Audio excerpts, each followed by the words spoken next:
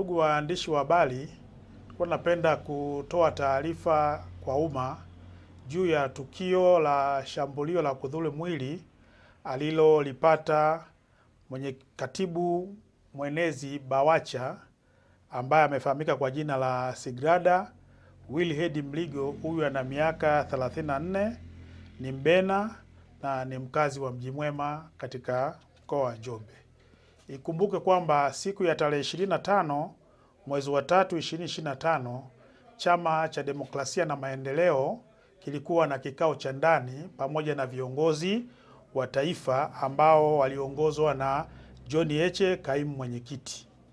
Katika kikao hicho mambo mbalimbali yalijadiliwa, likiwemo lililokuwa linamhusu Sigrada Wilherd Mligo ambaye ni katibu mwenezi wa BAWACHA taifa, juu ya kufanya mikutano bila kufuata utaratibu wa chama hicho.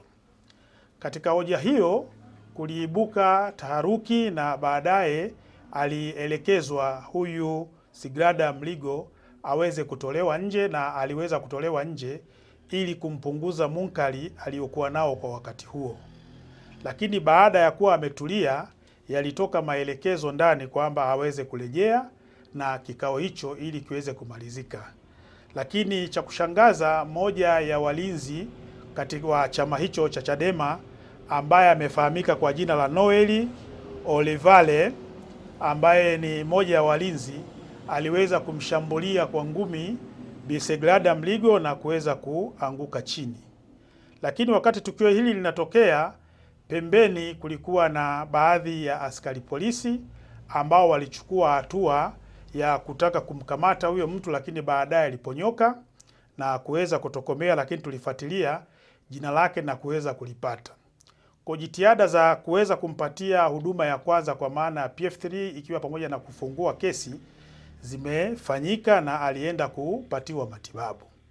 Na kwa sasa Bi Sigrada Wilherd Mligo amelazwa katika hospitali ya Kibena akiwa anaendelea kupatiwa matibabu, na jeshi la polisi tunaendelea kumtafuta ndugu Noel Olivale ili aweze kujibu tuhuma alizonazo za kumshambulia.